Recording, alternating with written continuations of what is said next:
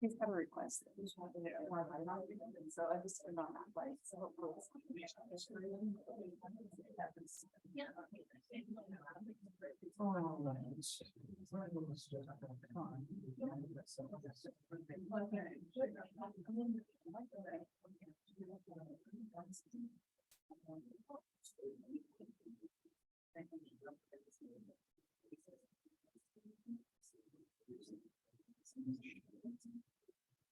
Good evening.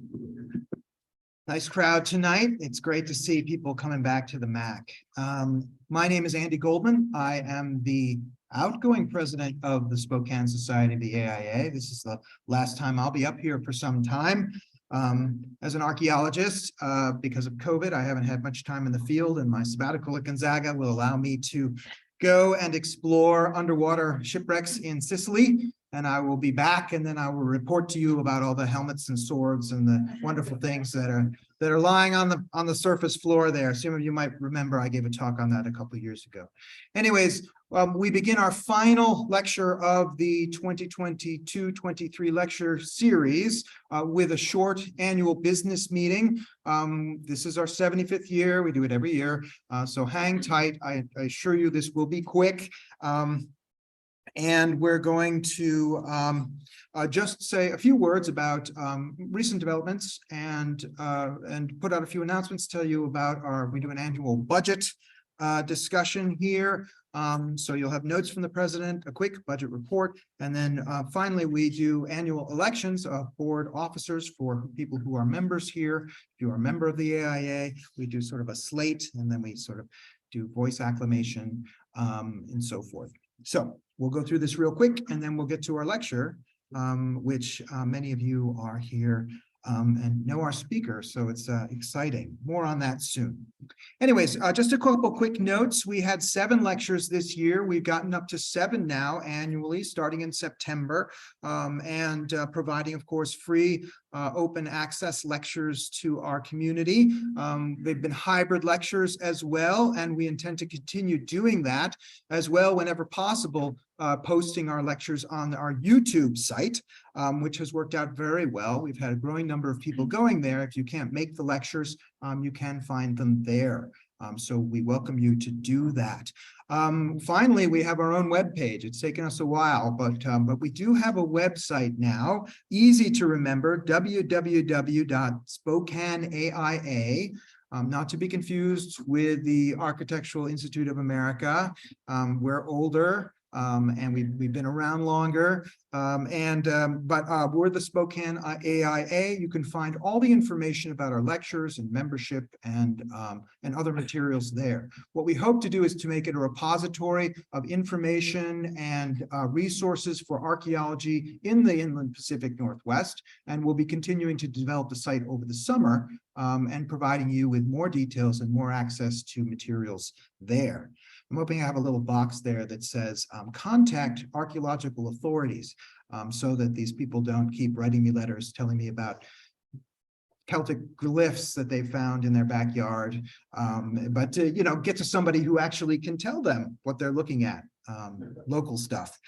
So anyways, we're excited about the website. Brian Buchanan, who is going to be our incoming president, has been managing that. Our thanks to him for doing so. And our thanks also to Cindy Bell for managing our internet connection and hybrid lectures and website, the YouTube website.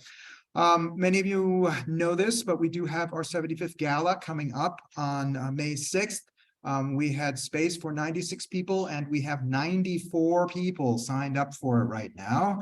And so we're very excited. It's a wonderful crowd. You might have seen it in the newspaper a couple of weeks ago. It was on the front of the Spokesman Review, which helped bring in a few more people. But we're very excited. For those of you coming, we're very excited for a wonderful evening.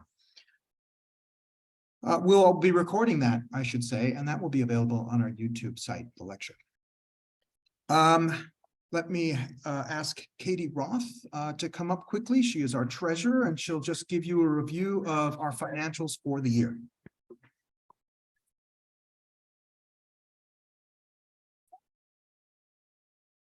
I think it would be evident that our main source of income is donations. Get a membership rebate based on the number of members we have from the national, and a little for the costs of Archaeology Day. And we were also fortunate to get $1,200 from national as grants for local lectures. So, they used to provide more national lectures than they do now. Was it only one now? But they do make some grant money available, so that's been helpful. And couple of our speakers have donated their honoraria back. Various board members have donated various parts of our expenses. So that's all good. And then anyway, so those are all income related to ordinary activities. Then we have ticket sales, of course, for the gala, which is about. I guess I went down too far. All right, ticket sales, yes. Total income then is not quite $10,000, including the ticket sales. And then, of course, we have expenses, especially expenses for the gala. We do have it, but expenses for lodging, meals, and travel for speakers. You can see there.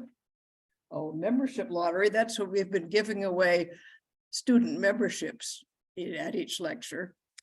So hopefully to promote the future of the organization. Okay. Anyway, okay, so down to total expenses is about 13,800. So as you can see, we are actually subsidizing this gala dinner. The tickets do not cover the whole cost of your enjoyment of the event, but we wanted to make it fun for everybody. Okay, anyway, so maybe the important thing to say finally is, how much are we going to have left in the bank after this has all happened? Yes, we will still be in the black. It looks like we'll have still about $2,600 in the bank after the gala is done. So hope everybody will have a great time. Thank you. Excellent. Yes, we are subsidizing. We had very generous donors during COVID and very few visitors, of course. So we ended up with a lot of money, and we thought for our gala, which is not a fundraiser, that we would put some of that money to good use for a wonderful community opportunity for us all in this post-COVID world to get together and enjoy some amazing archaeology. Onto the slate very quickly. Here is our slate for the next several years. We have 3-year terms on the board. There are 9 board members, and we have 3-year terms. We have several people who have 2 years left and a group of people with 1 year left.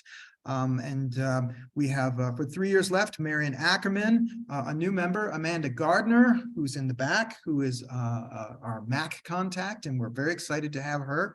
Skip Cook, 2 years, we have Victoria Lawrence, Katie Roth, and Brian Buchanan. Brian will be our new president. Brian, you want to wave to everybody? Brian's in the back. And you might have heard his wonderful lecture in January. And then 1 term left, we have Rachel Horowitz, Cindy Bell, and Mark Hand. For president, we will have Brian Buchanan stepping up. We have Mark Hand continuing as vice president, Rachel Horowitz as our secretary, and Katie Roth continuing as treasurer.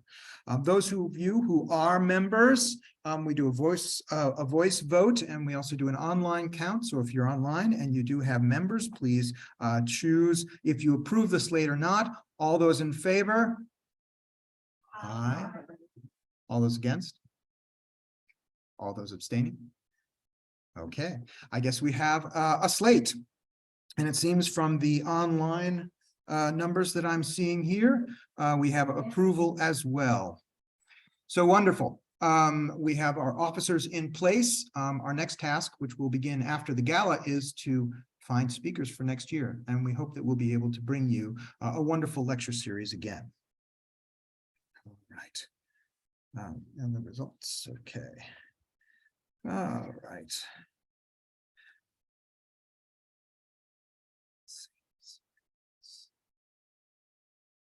All right, just a quick thank you for many generous donors who have helped us out over the past year.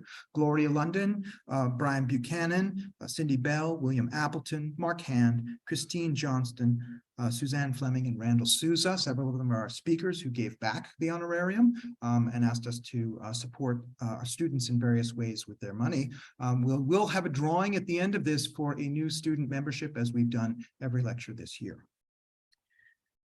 And again, our thanks in particular to the Northwest Museum of Arts and Culture, who once again have been our hosts for the year. And again, for those of you who wish to find out more information, we have a Facebook page, we have our website, and there is, of course, the archaeological website, www.archaeological.org for the AIA.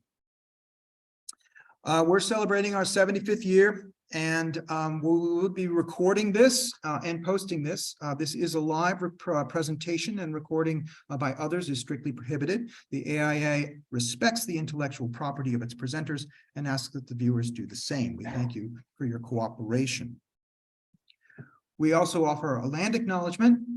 We would like to honor the original people of the lands on which we stand by recognizing this as the traditional homeland territory of the Spokane tribe. Their presence here since time immemorial can be seen and felt within these museum walls and in the surrounding landscapes. With gratitude, we would like to extend a thank you to the Spokanes, past, present, and future, for sharing this space as a place for artistic and cultural expressions to be enjoyed by all. And I should say that we will also be asking for support when we do this for the MAC next year and for the collections, collections which they have, but more on that in the future. We've been around for a long time and we do a lot of things. Most of you know this, so I will skip forward quickly till we can get to our speaker, but we do support archaeology, education, excavations. Our motto is excavate, educate, advocate. We have our website, which we've talked about, SpokaneAIA.com. Please check there for our lecture series next year, and our Facebook site. We're still there. The AI lecture videos I mentioned previously on YouTube, just write Spokane AIA Archaeology Lectures. And the gala, which we've mentioned. There might be space for 2 more people, but we're all good to go. I would note that tonight is a lecture sponsored by the AIA National Society, and in fact, this is an Archaeology of Portugal lecture series. In 1997, an anonymous donor gave money for the established lecture series on the archaeology of Portugal, and the fund currently supports 3 lectures that are given annually on any period of Portuguese prehistory or history. Now, tonight's lecture is known to at least some of you for perhaps a very long time, and it's always a pleasure to have one of Spokane's own back here to give a talk on their expertise. Dr. Scott Fitzpatrick is a professor of archaeology and the associate director at the Museum of Natural and Cultural History at the University of Oregon. He's an archaeologist who specializes in the archaeology and historical ecology of island and coastal regions, particularly in the Pacific and the Caribbean. Much of his research focuses on colonization events, seafaring strategies, adaptive strategies on smaller islands, exchange systems, chronometric techniques, and human impacts on ancient environments. He has active field projects in Western Micronesia, the Southern Caribbean, the Florida Keys, and the Oregon coast. He has a great many publications. He's the co-founder of the Journal of Island and Coastal Archaeology, and among other books and volumes, he's edited Voyages of Discovery, The Archaeology of the Islands, 2004, and the one that I'm curious about, Ancient Psychoactive Substances, 2018. Maybe he'll say a little bit about that later. In any case, I'm very pleased to present him. His lecture this evening is entitled Magellan's Pacific Crossing, New Discoveries in One of the World's Greatest Voyages. Please welcome Dr. Scott Fitzpatrick.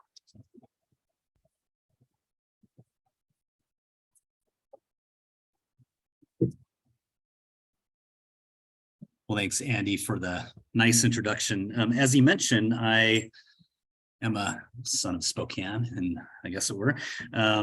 I grew up on the north side. I graduated from Meade High School. And I also went to Eastern Washington University, where I got my undergraduate. And really, it was that experience of going to a smaller state school, of really getting a lot of attention from several professors. And if it wasn't for the experiences I had there, I know I wouldn't be where I am today. And so I really am appreciative of everything that that university did and their faculty.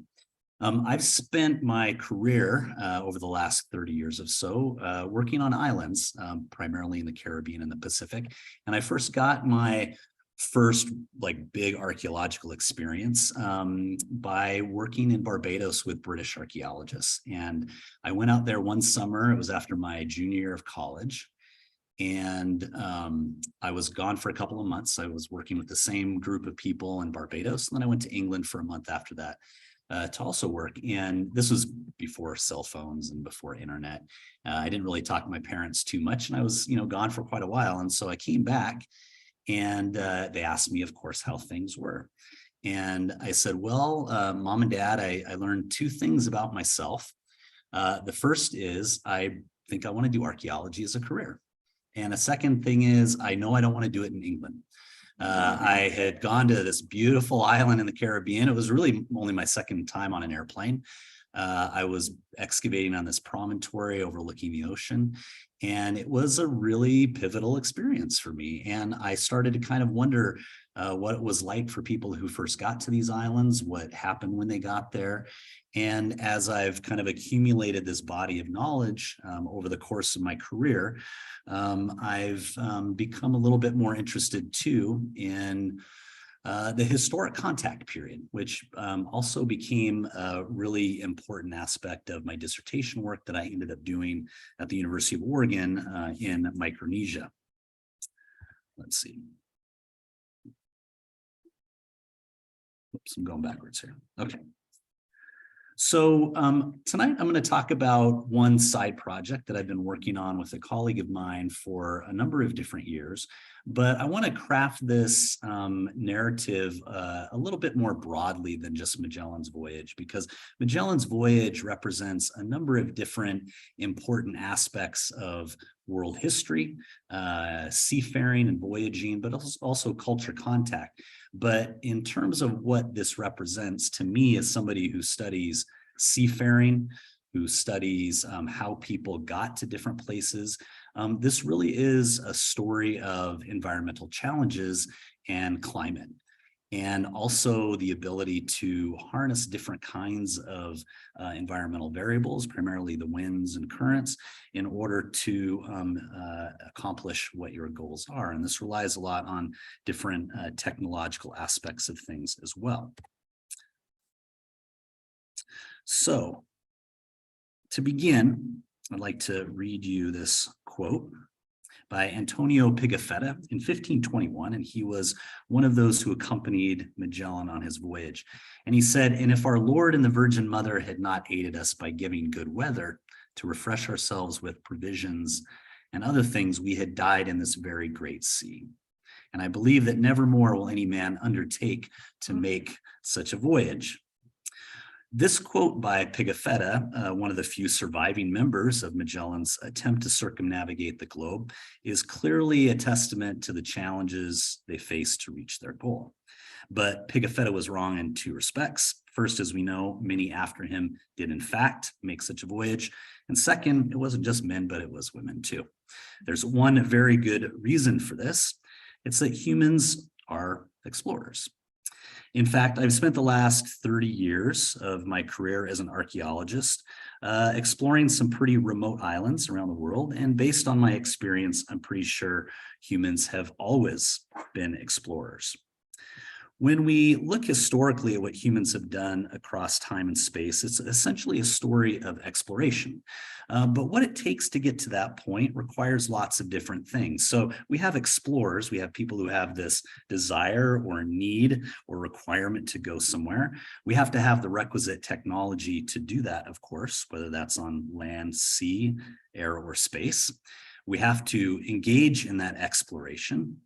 But we also have to be cognizant of the fact that we are susceptible to environmental variables around us, including climate, and that all of this together, at least based on my read of history and what I see happening in terms of these explorations, is that this ultimately gets to population dispersals, population movements, or maybe migrations, as it were, to other places. And that's certainly what Magellan's voyage represents, but all of these other ones as well.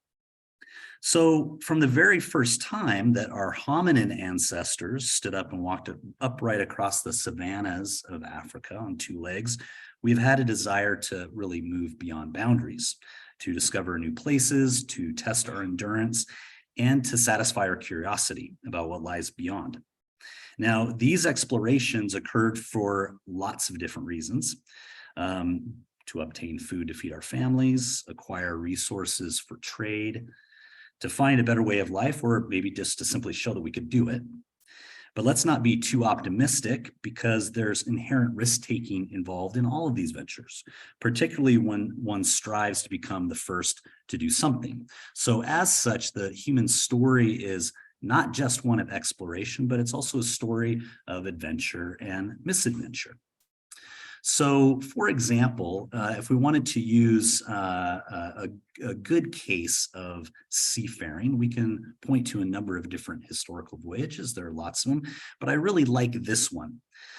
This is Joshua Slocum, who aboard his ship, the Spray, crossed the Atlantic twice to Gibraltar and back to South America, negotiated the Straits of Magellan, and crossed the Pacific.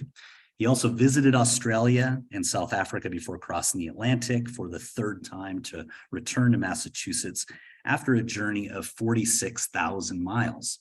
So he wasn't too scared about any of this. In fact, he wrote, "To young men contemplating a voyage, I would say go.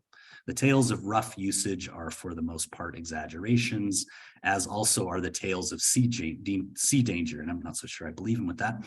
"But to face the elements is, to be sure, no light matter when the sea is in its grandest mood. You must then know the sea and know that you know it, and not forget that it was made to be sailed over." So he was very much an experienced sailor, of course, and much an optimist.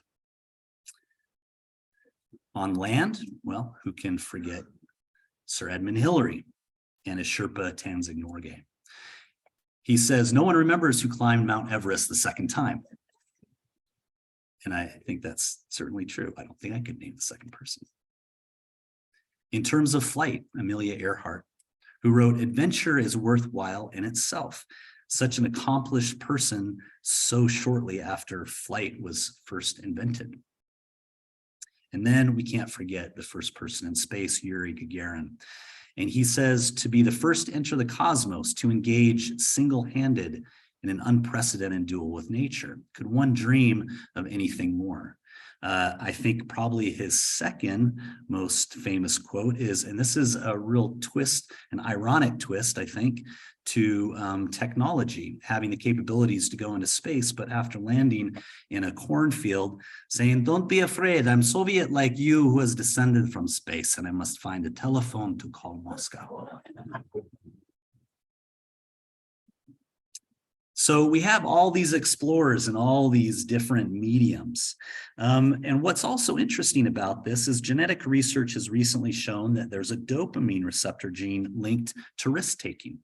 Researchers have found high frequencies of this and related gene variants among human populations that have undertaken long-distance dispersals. These include Native Americans, especially those from South America, Austronesians who settled the Pacific, and the Norse.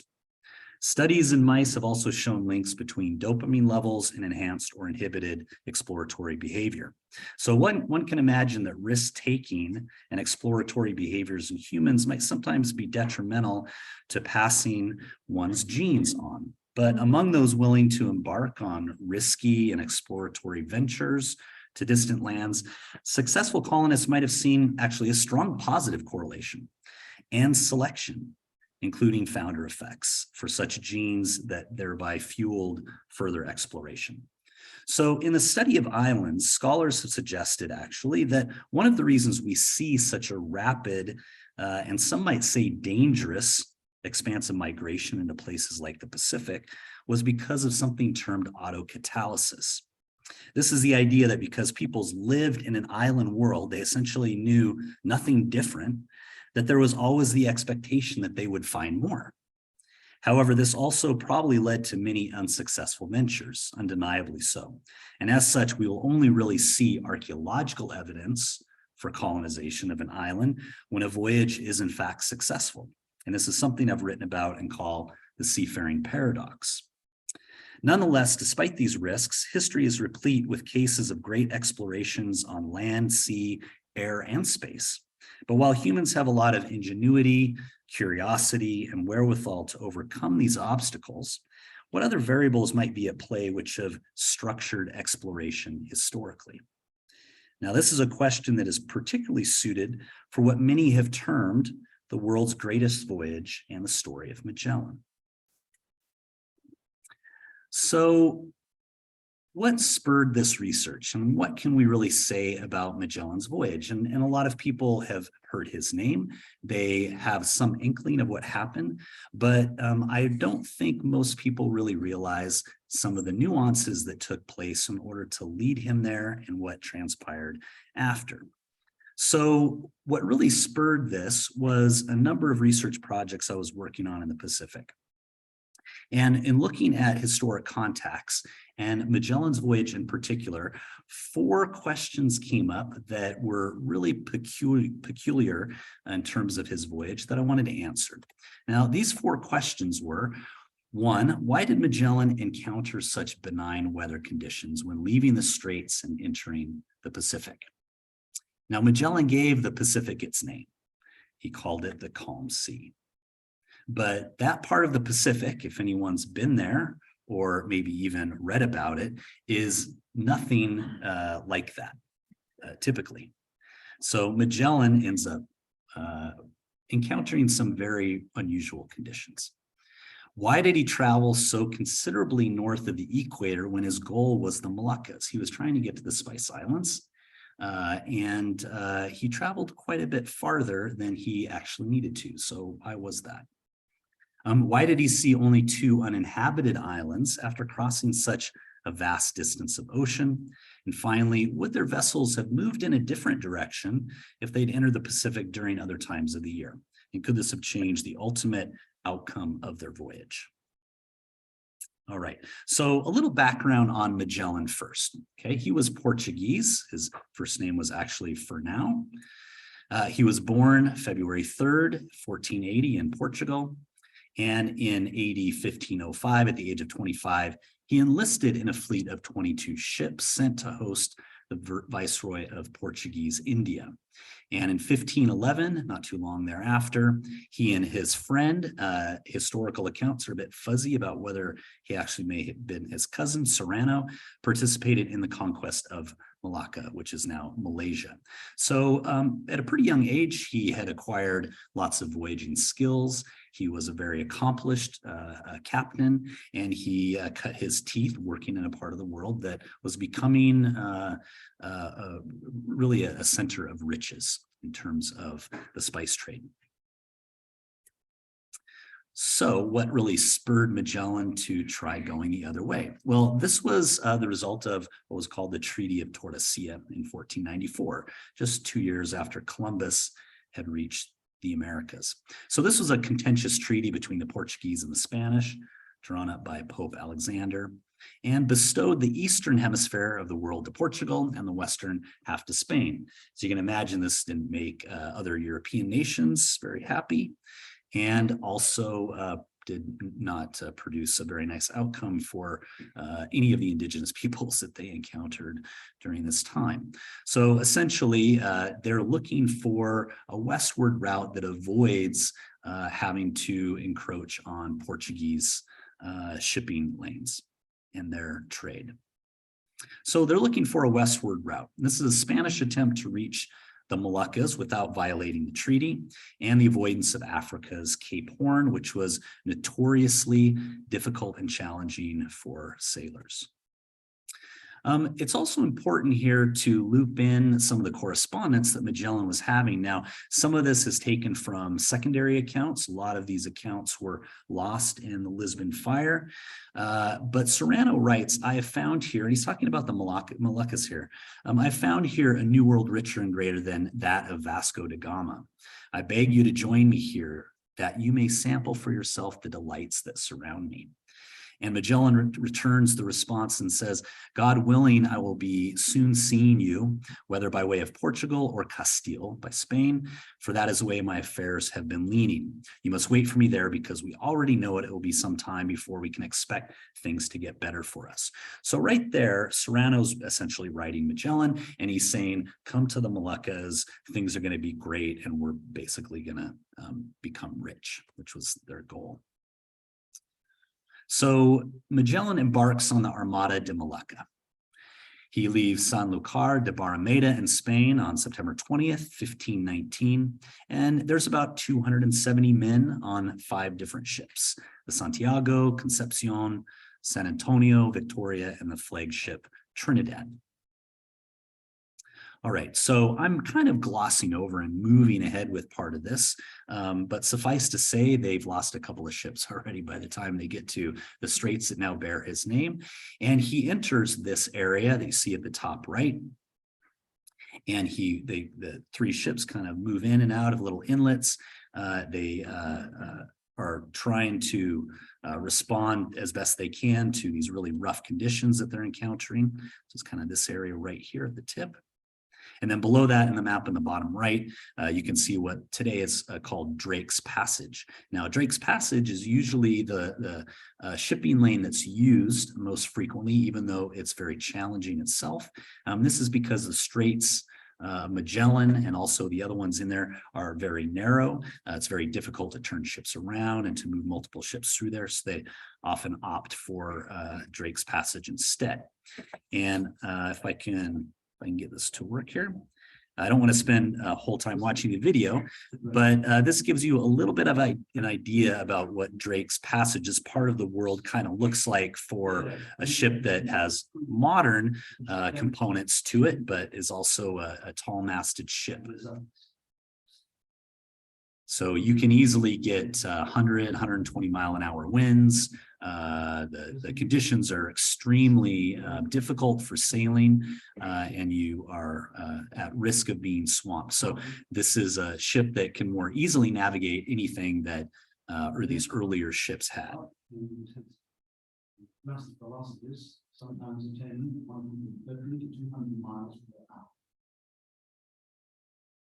Here, since the beginning of time. So just to give you a little flavor of that. Okay, so Magellan's ships spend 38 days battling storms. So they're being knocked around. They're not able to land for provisions. They are malnourished. They're by all accounts and all reports are having a really terrible time. This is not a fun voyage, and they're trying their best to get out of it. Okay, so they finally enter Mare Pacifico, the Pacific Ocean. They leave Cape Desire on November 28th, 1520, and they pick up what's known as the Peruvian Drift or the Humboldt Current. Now, the usual conditions that you see in this part of the world, you get winds that are coming from the northwest or the west about a third of the time. Those are at a force 6 on the Beaufort scale. That's about 22 to 27 knot winds with some pretty high waves. And currents are coming from the west between about 5 to 15 nautical miles per day. So not to get down into the weeds or the details of these, but suffice to say, this is a difficult place to maneuver a ship like this. Okay, but interestingly enough, Pigafetta doesn't report any storms encountered during this voyage across the Pacific. they come into hence its name, they come into a very calm part or period of time, especially compared to what they had been dealing with before. So a curious question indeed. They encountered no inhabited islands across the Pacific. Now, if you know anything about the size of the Pacific, you know that it's about a third of the world's surface area. If you took all of the continents and all of the islands combined and you mushed them together, the Pacific would still be larger. Okay, it's a vast area, and it's full of thousands of very small and remote islands. So the synopsis, based on just this historical narrative, is that these marine conditions for Magellan were unusual. Okay, hence our questions. So here's his voyage. They leave on 28th November, 1520, and they sail upward along this humble current and across, and they reach Guam, okay, in 1521. So they have sailed a little over 2.5 months across the Pacific, seeing no inhabited islands, only 2 uninhabited islands. And this is about 1,500 miles north of their original destination. So they could estimate their latitude. They knew where they could go westward. They didn't know how far away it was. So it's also kind of a curious question here. A few weeks ago, I was actually on Guam, and this is where Magellan landed, and they have a nice monument. Picnic tables weren't there, of course, but it's a nice little park, and is a prominent feature of Guam history, of course. Now, when Magellan lands there, before he passes away at the hands of indigenous peoples in the Philippines, he encounters Chamorro people in Guam. This is the first encounter of Europeans with Pacific Islanders. Pacific Islanders, these Chamorro, come out. This is almost like an alien coming down from space. They see this huge mass-rigged ship, a square-rigged ship. It's massive at a scale they've never seen before. And of course, they go out and they start taking nails out of the hull and start to steal things. And they actually steal Magellan's personal skiff. He's not too happy about this. And the first encounter leads to him sending his men onto the shores of Guam, burning down some huts and recovering his skiff. So the first encounter here is violent. They end up killing some native Chamorro, and then they depart. And so this is not a very friendly encounter at all. And this really sets the stage for a lot of what comes afterward for many Pacific Islanders and Europeans. So he lands on Guam. He calls it Las Ladronas, which is the island of thieves. He then travels to the Philippines, and he's killed on Mactan on April 27th, 1521. He actually befriends a local chief. He becomes embroiled in some kind of local dispute. They, like many Europeans of the day, feel that they're more technologically advanced. They have weaponry, especially iron and steel, and they are probably a little more egotistical about these things than they should have been, and they roll up on shore. They attack this other chief in his village, and they kill Magellan. They never recover his body, and to this very day, they have a celebration of his death that you can go to on Mactan. So they burn the Concepcion, and they've only got 2 ships left, the Trinidad and the Victoria. So Magellan, contrary to, I think, a lot of popular belief, never actually makes the first circumnavigation. Elcano, one of his shipmates, actually does. He's credited with leading the ships back across the Indian Ocean, around the tip of Africa and back to Spain. Okay, so I'm wanting to test the 4 questions. I'm really, again, just to repeat these. Why did Magellan encounter such benign weather conditions? This is such a pivotal moment in history, but it shouldn't have ever happened. Why did he travel so considerably north of the equator? Why did he only see 2 uninhabited islands? And would their vessels have moved in a different direction if they had encountered the Pacific during other times of the year? Okay, would this have ultimately changed this outcome? And really what happened is Magellan gets to Guam, they record their position, they get to the Philippines, and then Guam serves as this transitory stop for the Spanish going between the Philippines and Acapulco. And this is Guam is like this a stopover to get provisions and things like this. And this leads to widespread missionization. It leads to migration of peoples. It causes all sorts of different things going on in the Pacific that probably wouldn't have happened otherwise, at least until much, much later. So how do we go about testing this? Well, I worked with a colleague of mine, Richard Callahan at the University of Calgary, and he had developed a computer simulation program, which we ultimately called Seascape. So essentially, this is based on US Coast Guard and US Navy data. So they have all of these buoys that are floating around the world's oceans. They've got GPS trackers. They take sea surface temperatures, salinity measurements. All of these different data are downloaded and then uploaded into satellites, and you can track their positions. And this is, they'll record data on an hourly basis, okay, year round. And so this is a vast reservoir of information that are now poured into this computer simulation program. And we can look for different kinds of winds and currents. We can factor in the type of watercraft they might have used, the propulsion. Are they sailing? Are they paddling or just drifting? And their proposed route. So essentially what this does is if you leave A, where is B?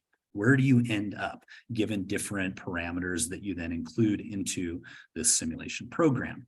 Okay, so we use this to determine, whether oceanographic conditions might have influenced at least Magellan's direction of travel, whether they would have been successful in reaching the Marianas had they left at a different time of the year, and whether a ship entering the Pacific could have drifted west. Okay, so here's some, this is really what led me to question what's going on. This is a pretty busy looking map, so let me highlight something for you. This is the Palauan archipelago in Western Micronesia. I've been working in Palau for more than 25 years, and something that always struck me as odd is Palau isn't contacted until 1783. It is only contacted accidentally by a British packet called the Antelope, and they wreck on the reef of Palau, and then their first real encounter with Europeans begins. But as you already know, the Spanish have contacted Guam hundreds of years before this, and Guam isn't that far away. 800 miles or so. We also have a number of different islands around Palau, which are also contacted in the 1500s. Okay, this area right here of Micronesia, just to give you a sense of how big it is, it's about the size of the United States. It's got about 2,500 islands, depending on, tide level. And if you clumped all those islands together, it'd be about the size of Rhode Island. So lots of really small islands, hence its name Micronesia. So there's lots of little, these are atolls. So a lot of atolls, the smallest of islands, the ones that are hardest to see, are contacted pretty early, yet Palau has some large, very volcanic islands that are much more visible. So this was always curious to me as an archaeologist, like what's going on? And this was really what spurred me to sort of begin testing some of these questions. So when we looked at Palau, we said, okay, point A is Guam. Where do you end up if you are kind of wanting to go in the direction of Palau? And if you can kind of see Palau in there, there's a little white space around it. You see all of these lines are different simulations. And Palau is sort of out there in the middle of this white space. That was kind of strange to us. And we said, okay, what if we leave from a different location? What if we leave from the Bird's Head of New Guinea? Again, you can see how it's bypassing Palau. This was so strange to me. And so we began testing this. And sure enough, what we realized after digging through the oceanographic data, the menological data, the wind data, we found that there's so many ocean currents and wind patterns coming into Palau, which is a very long archipelago with a barrier reef system, that it made it almost impossible to find. And in fact, the Spanish, who had already been in the Philippines, and there were a number of reports of Micronesians who had drifted to the coast of the Philippines. Spanish missionaries are talking to them and like, where did you come from? What do you know about these other islands? And they were talking about Palau, enough to the point where the Spanish called them the Enchanted Islands. The Spanish tried valiantly for a couple of decades, both from Guam and the Philippines, to find Palau, and they were unsuccessful. So this right here is an important note that oceanographic conditions, winds, and things are even preventing European sailors from finding what is a 60-mile long or a 60-kilometer-mile long archipelago with lots and lots of different islands. Okay, so we wanted to simulate Magellan's voyage, of course. So we got pretty excited about this. But we failed miserably in the beginning, and we were trying to figure out why. We followed the path as recorded, and all of these winds and currents kept pushing us down south toward Antarctica. We actually couldn't even start the simulations.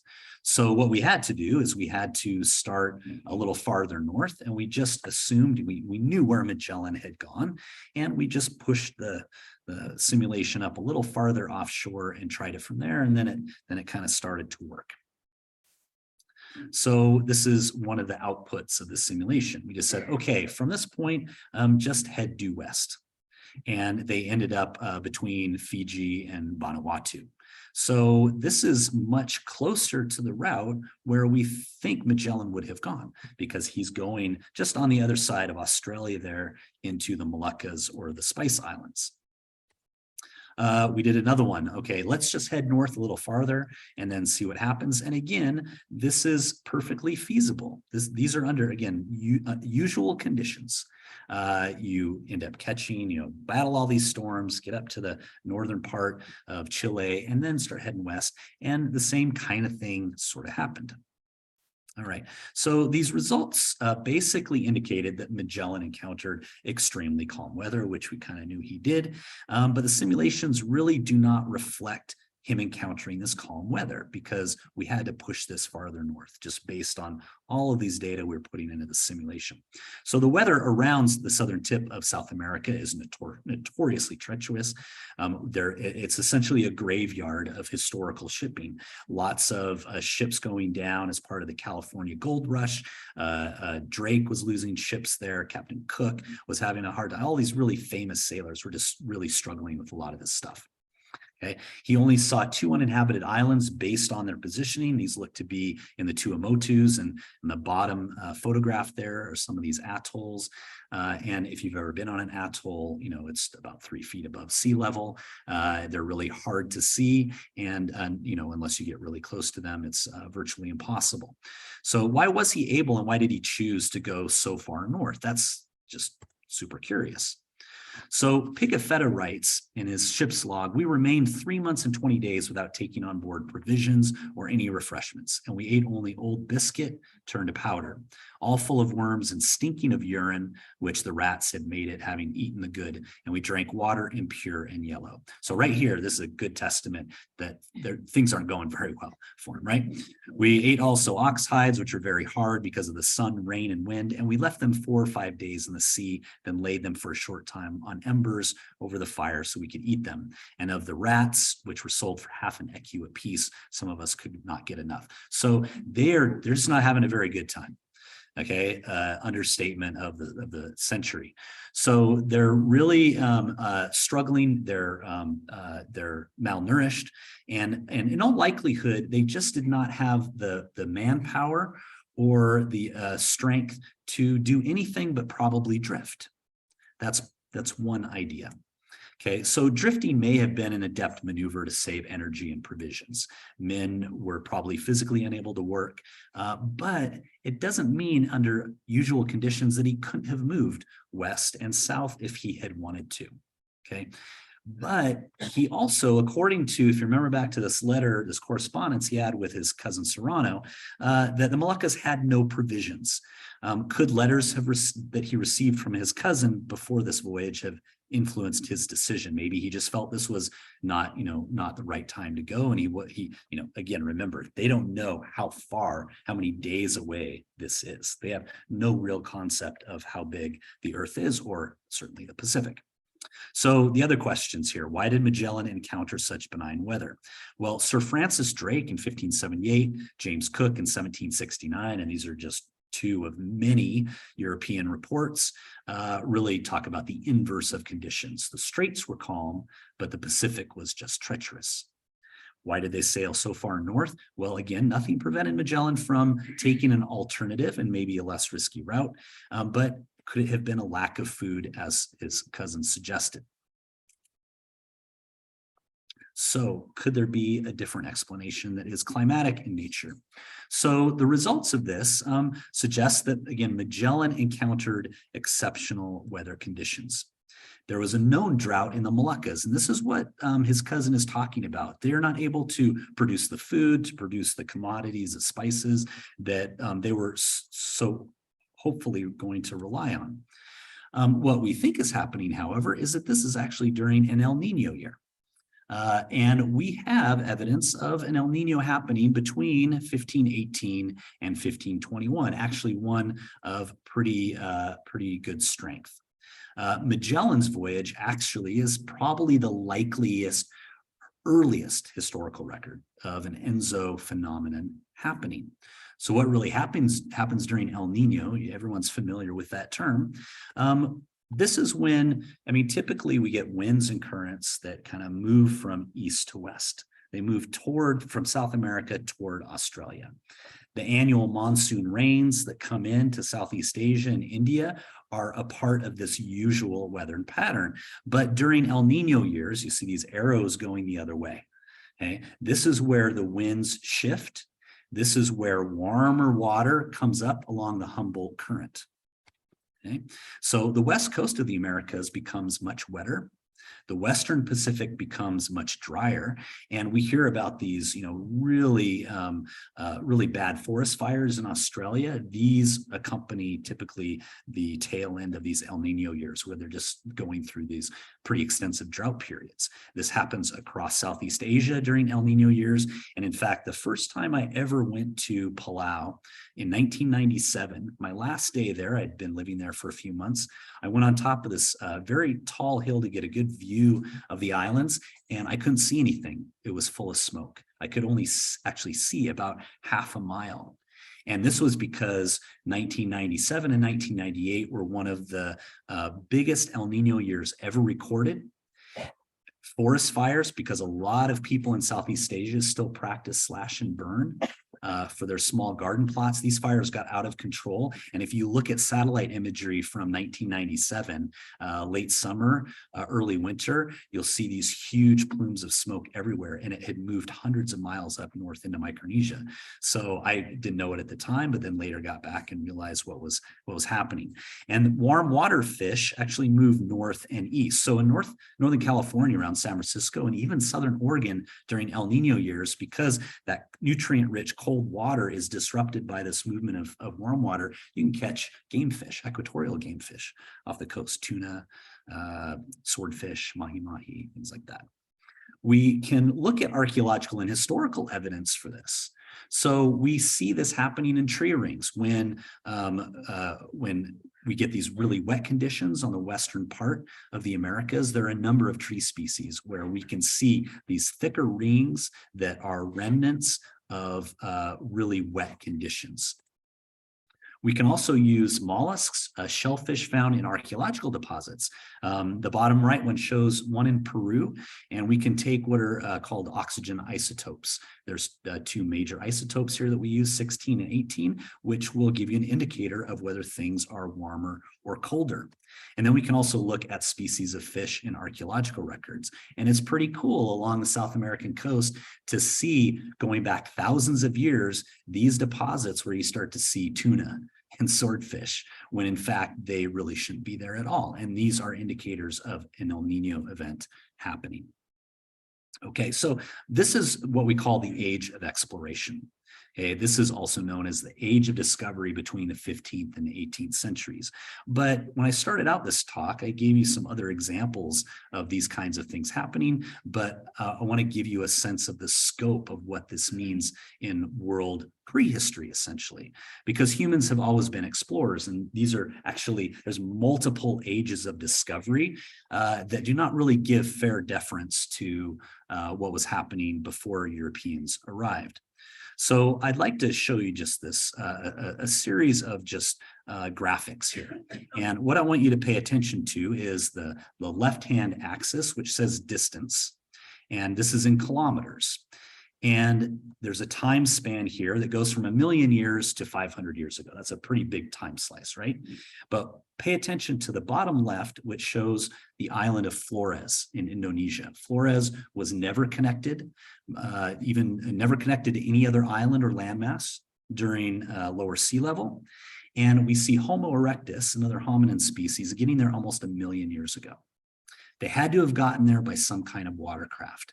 But we don't see anything coming after this until really the last 50 to 60,000 years, when Australia is colonized, and the little triangles that you see there going up, that's distance. So we see now, as time goes on, distances are increasing. And this is a proxy for peoples developing more sophisticated watercraft.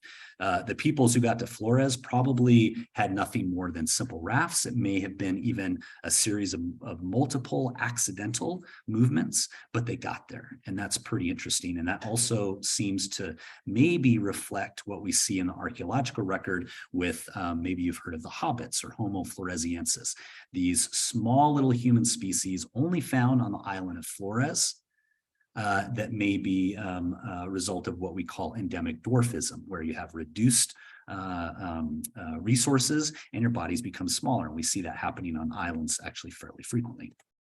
Okay, the next time slice is only 15,000 years, 200 years ago. And we're also just looking at watercraft here. And we see the Channel Islands of California colonized 13,000 years ago. But by about 2,000 years ago, we see an explosion of movement using boats around the world. We see it in the Caribbean. We see it in the Pacific. We see it in the North Atlantic with Iceland and Greenland. Okay, so again, these just the colonization dates and the distances involved are really a good indicator that people are finding ways to move across the water much more effectively and using some kind of navigation.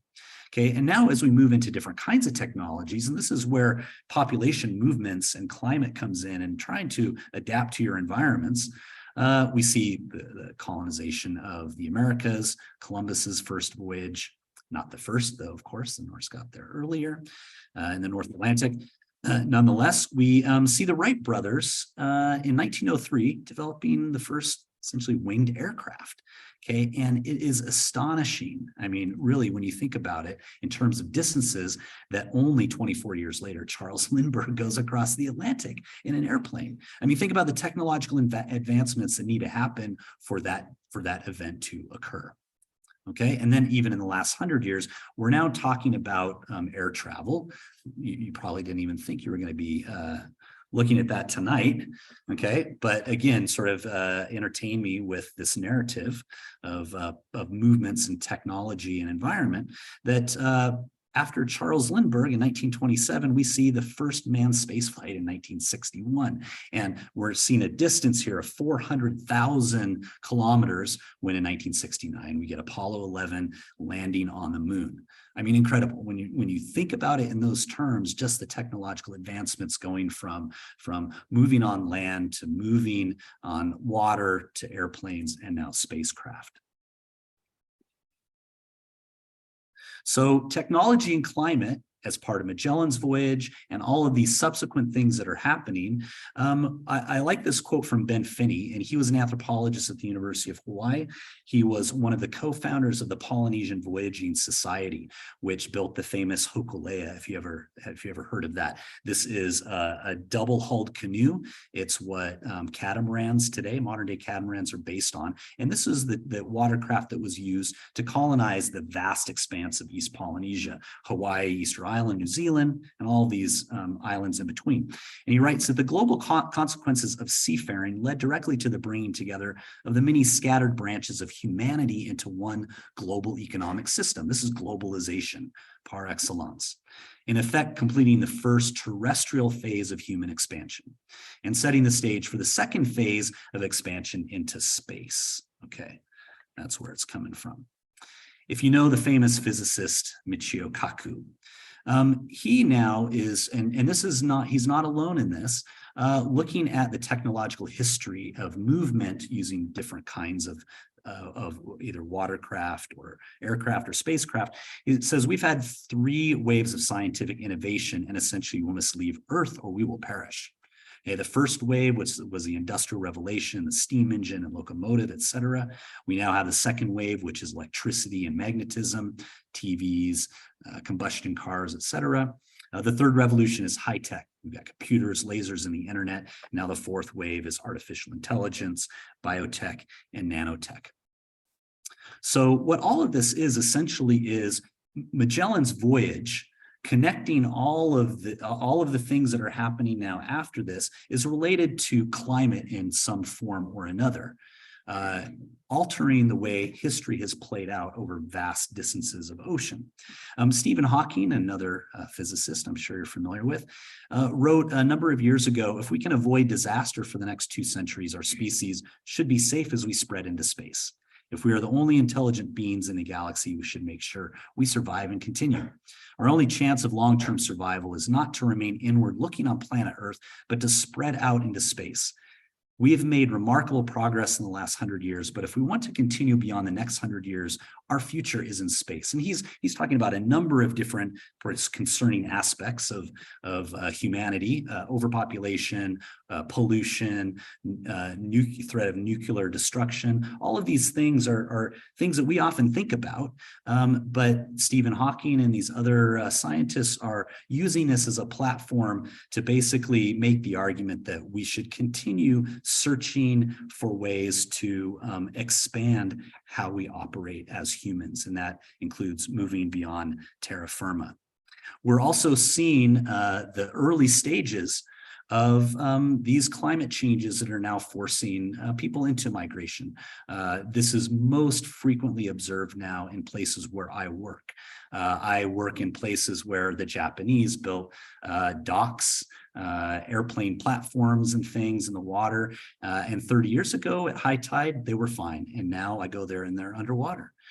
This is happening. There's visible aspects to this that are undeniable. And regardless of whether you think this is how it's occurring, it's definitely occurring. And we will see in the near future, and increasingly so, movements of populations beginning in low-lying coastal areas into other places. And space venturing might just be an endpoint to help us survive that. It's important to remember that about 10% of the world's population lives in low-lying coastal areas. This is about 700 million plus people that will be dramatically affected by these. So all of this represents, this was a lecture using a case study of Magellan's voyage to highlight some technological and climatic issues that people are facing and people have faced for millennia. So in conclusion, climate really has influenced and dictated exploration in the past. Magellan and many others that came after that are all parts of this story. And it will also directly shape exploration in the future beyond terra firma. So thank you. And if you're ever in Eugene, please visit the Museum of Natural and Cultural History. I'd be happy to give you a personal tour. Thank you.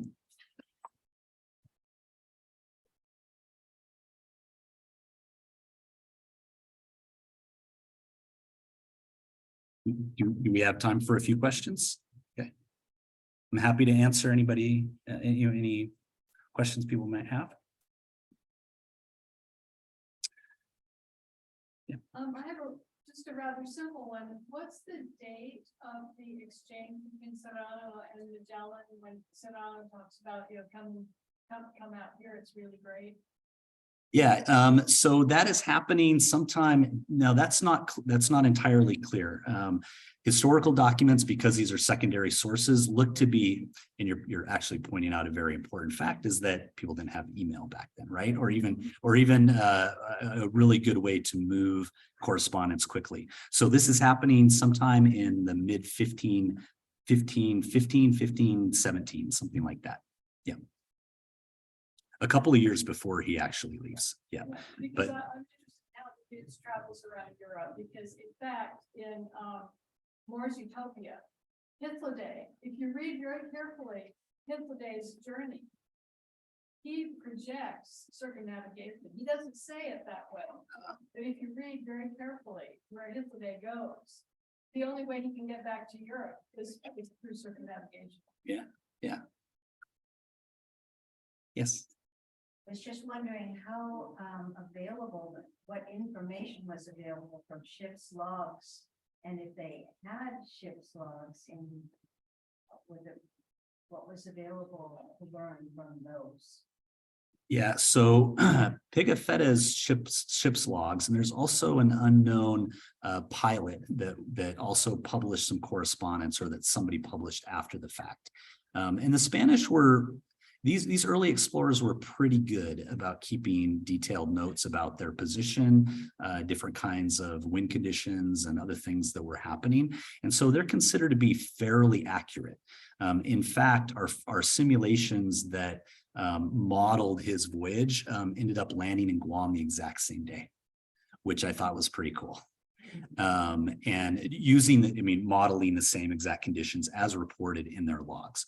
So most of the larger ships and a lot of these more famous captains, Cook and Drake and so on, were pretty meticulous about making sure that they recorded things, because they were also mapping a lot of these islands too. They had cartographers with them and things like that. So they were pretty good about it. And they were also, not all the time, but Cook was particularly interested in utilizing Polynesian traditional knowledge. In fact, there was a Tahitian man that was named Tupaya, and he gave them a lot of information about the positions of different islands and things like that. Some good papers have been written about it, but very different concepts of how to sail. Actually, Polynesians and Micronesians, if you get in a canoe, if you get in some kind of watercraft and you go offshore, it's not the boat that's moving. It's the earth that's moving like this. You stay in a stationary position, which is very different. It's a very different concept than what Europeans had. And they developed a very sophisticated celestial compass to be able to go back and forth between places. So that's also pretty cool. Yeah.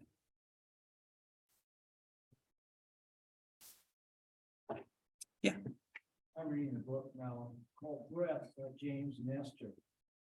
And he talks about the problems that arise from this change in shape of the face that kind of came from a change of diet, the period of agricultural development. Your comments make me wonder about the future.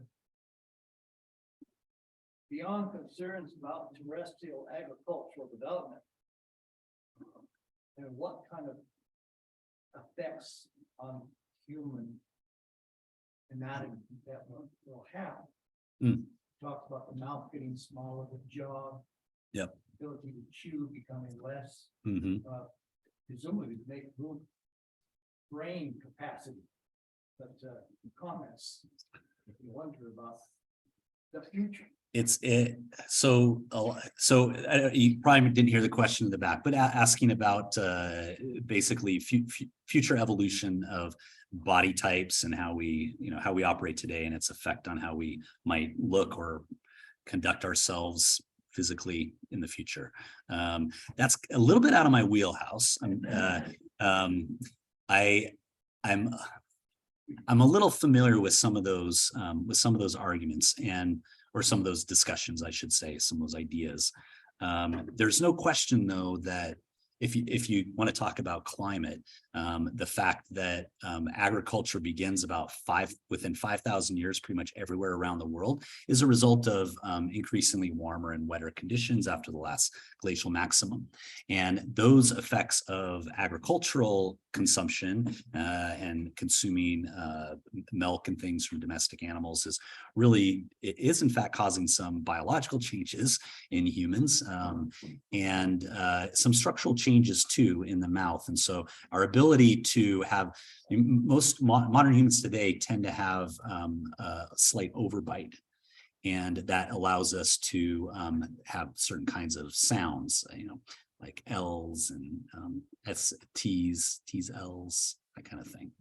So without those changes to the facial structure in the jaw, because of the foods that we're consuming, we might have had different kinds of sounds in our languages, and things like that. We have some online questions from David Morrell. Is there any indication that the reversal of the ocean currents from El Nino may have slowed down the travel time of the voyage? Okay, so there's not as so much as a change, a reverse of the currents, but the wind patterns certainly are. And the winds are in part driving some how water moves, for sure. There is some aspect of that is influencing part of this voyage. I think it's making it much more easy for the Peruvian current to be caught and move upward just by virtue of those winds kind of moving west to east now, and then being able to harness the sail without needing to direct without needing to direct themselves in a certain direction, I guess. So it is playing a role, but it's kind of a little bit more difficult to model too. So a lot of the information we have on El Nino events based on the US Navy climatic data is not as resolute as some of the other ones, because they've been relatively infrequent over the period of time that we've been collecting those data compared to everything else. Question in the back? Yeah. I was just wondering, after that lovely description of what they ate, you said that they didn't stop for, or they didn't get supplies when they reached the Moluccas. They must have resupplied at some point. Do we have any idea how long they were without fresh foods and when they did? Yeah. I mean, that's a very important and obvious question, because they do talk about reaching these two uninhabited islands, which are probably in the Tuamotus. They would have certainly, I mean, they talked about trying to catch fish. They caught some sharks. They don't seem to have been very proficient fishermen for some reason. I'm not exactly sure why. You know, it's in some ways it's not that hard. If you've ever seen the original Kon-Tiki, Tor Heyerdahl's voyage, and they're on this balsa reed raft, they've got flying fish and other fish that are jumping on and they're eating them. You don't really need to have, you know, sophisticated fishing tackle to be able to feed yourself, but they seem to have had a very hard time with it for some reason. Not to say that they weren't getting something, but the reports don't talk about it a lot for whatever reason. They do get down to the Moluccas after Magellan's death, and they do reprovision themselves. And then ultimately they run into other problems, and they're down to one ship, and they finally kind of start going back. But when they finally get down there, things seem to have been a little bit better, but a long time has passed between the correspondence that he had. And in early 1521, this is at the very tail end of this El Nino event, and things have kind of begun going back to normal. Yeah. So another online question. What's your best sense of when indigenous people populated Micronesia? That's a good question that I know a lot about, actually, thankfully. So the earliest dates for Micronesia come from the Marianas, Guam and Saipan, and those date between about 3,300 to 3,500 years ago.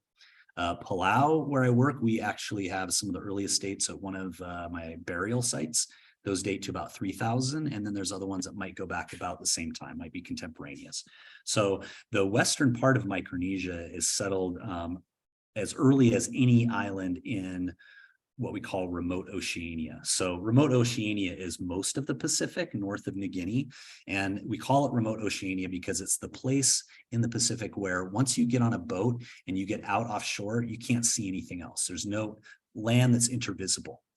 And so the earliest movements of people out in remote Oceania, Marianas, Palau, and then in the south, we get a group called Lapita, and these groups are moving all the way out from the Bismarck archipelago right around New Guinea to Samoa and Tonga. So over a very quick period of time, they're moving out there and colonizing a lot of these islands, Vanuatu, New Caledonia, Santa Cruz Islands, etc. And this is two different groups of people doing it at the same time, which is also kind of intriguing, and no one really knows why. question online. Sure. With the ships lost during the voyage, do you have any idea where these ships may have crashed? And do we have any evidence as to where they may be now? One was lost on the coast of South America in present day Brazil. That one, I'm trying to remember the details of the first one that was lost. I think they wrecked. And then he also was dealing, as they moved the other 4 ships south, dealing with a mutiny. For some, they were having a pretty tortuous time as they started going through the Straits. And the second one was taken over, and I think it wrecked and they burned it. Then they had 3. They burned another one in the Philippines, and that's around Mactan. But to my knowledge, and the 4th one was also burned when they got down past the Moluccas.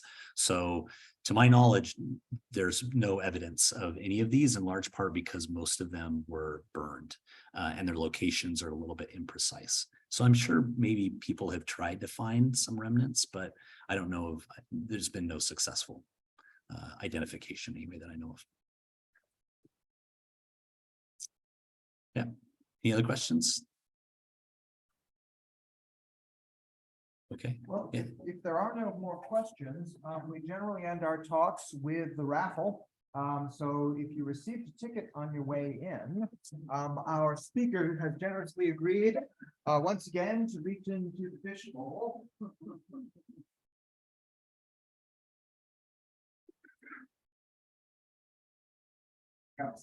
Tickets in here. We have 2 books this evening to give away. One is called Ancient Goddesses, and the second one is the Oxford History of Byzantium.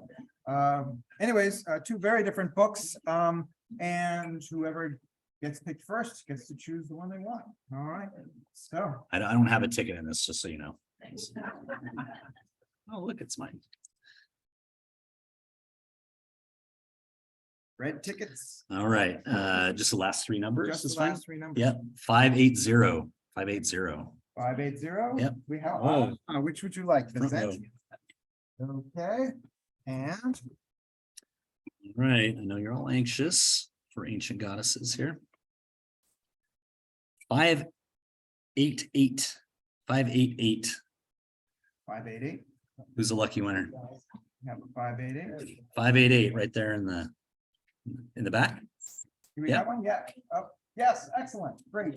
And then it looks like we only have 1 blue ticket here, the blue student ticket for the membership. And this would be number 115. So our student winner, if they would come up, we'll take your information.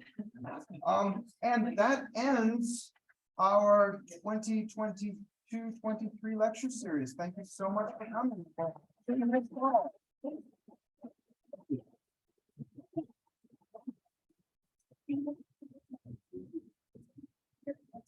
Yeah.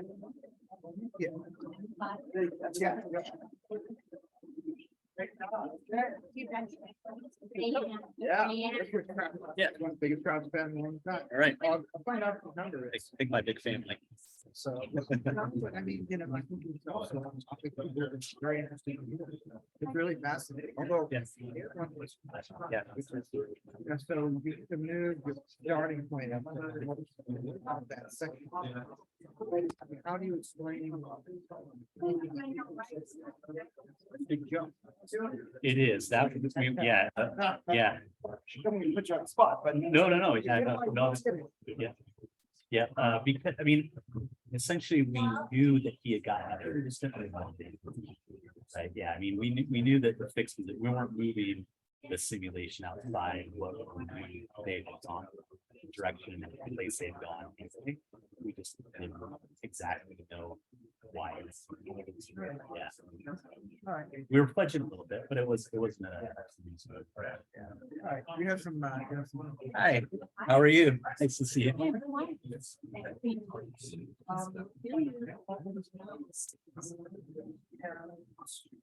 Let's see, let's go out. Back in the day, yeah. Yeah, Oregon was actually, you know, Oregon doesn't have any dinosaurs. It's completely unrelated. Yeah.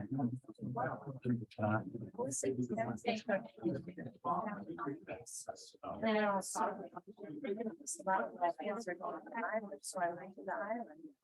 There was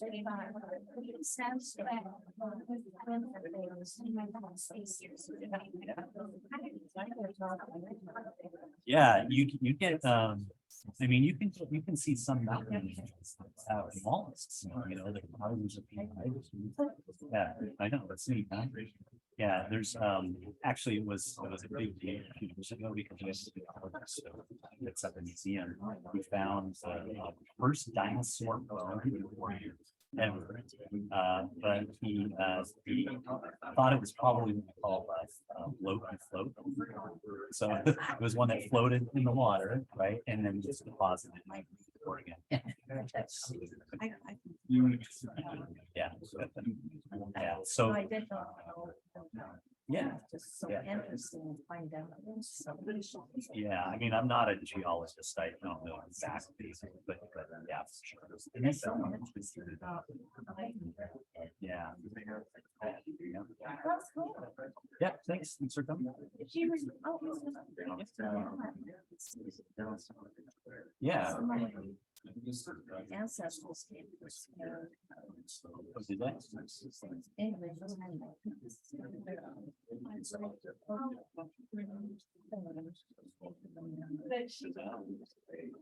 That's kind of a well-worn path. It's like a European mud mixed in with a little bit of. Yeah, I know my family's close to say that's outstanding. Well. It made sense. No houses. Yeah. Yeah, okay. All right, well, it's good to see you. Yeah, you too. Yeah. Yeah.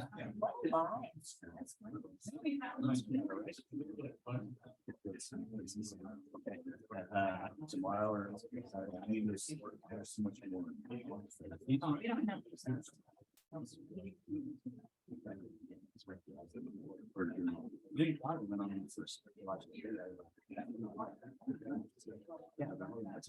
Yeah. Blew my mind. Well, that's on the voice. Yeah. All right. Glad to see you guys. Kim's dad. How you doing?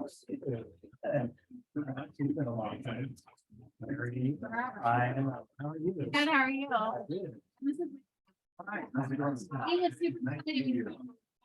Oh, okay, cool. Oh, you are, okay. Yeah, so I was gonna ask that, all the other questions were pretty. Have you done reading gigs there and any work? I was just doing some work there a few weeks ago, and going back on Sunday. Oh, we're looking at some. Oh, yeah, the northern. Yeah. Wow. Yeah. I'll leave this. Yeah. What part is that? So when you look at where you're doing shopping, is yeah, similar to Yeah. across me. Right on the way. Yeah. This is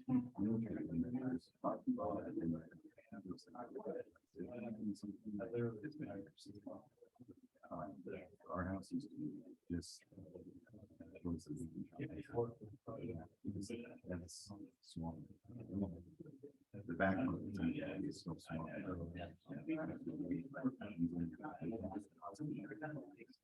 Big lot.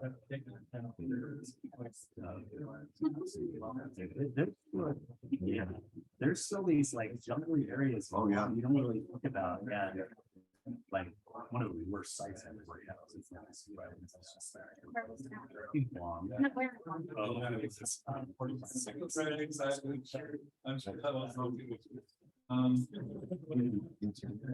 It's just north of too long. Yeah. I don't want to. Yeah. Where you can see where close to. Yeah. Nice. That's what I was wondering, like, where? So you've been there? Yeah, Yeah. we were there for like 3 months. Massacre site that happened. Okay. Yeah. And I wanted to- I think it's Palau's like the. Yeah, they used to live there for a long time. Oh, really? Yeah, Palau's my favorite. Yeah. She's great. She's doing really. Yeah, she would love to see you guys. Yeah, this has been since my dad's. Yeah, she's really good. So their house in Sun River. Yeah, we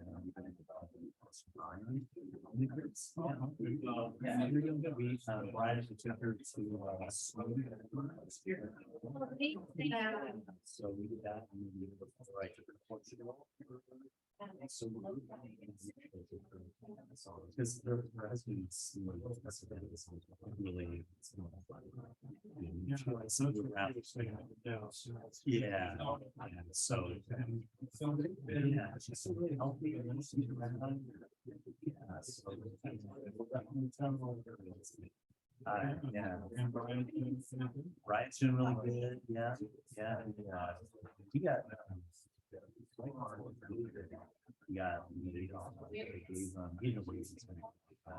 Just like song web design, and they give like this really nice severance package. And Brian's so good that you never spend any money. So he's certainly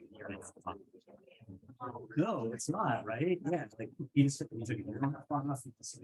It's sort of like it's amazing.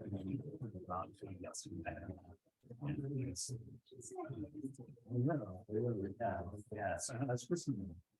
Okay. She's wanted to get out of Spokane. And so she's wanted to build it. I guess about a year. Okay. She's working for law firm. Okay. He's not a attorney. And then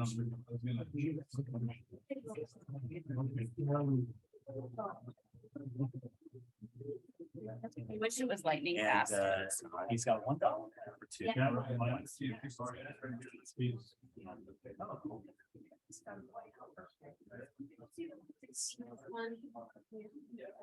That's on Facebook, right? Yeah, but I don't. Probably. Yeah. I say when I accept people. Let's go back to the opening slide. James and who doesn't get on it very often. And he was just randomly rolling. Oh, this through must be. and saw that you were in here. Oh, cool. Because you were inviting your Spokane. Yeah. So otherwise. Way back.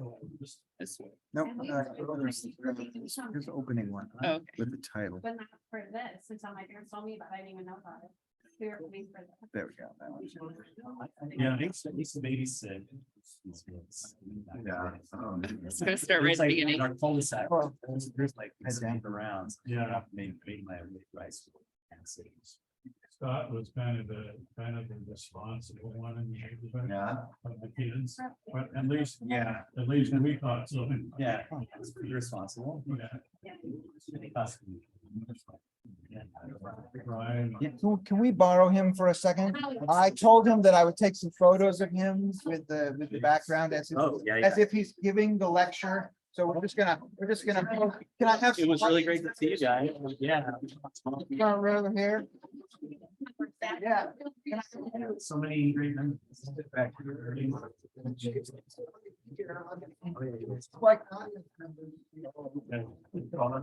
They're also. Yeah. I'll look to- It's nuts.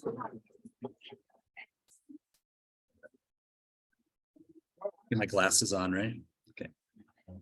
It was just. Great, thank you. That was so easy. You won't tell anyone. I'm famous along with you. I know, my museum likes to see something I never do. Oh. Awesome. Yeah. Fishbowl. I know, I need to do it more often for sure. My grandma's my guy. So a lot of. Do you have any friends down here or they moved on? Remember her?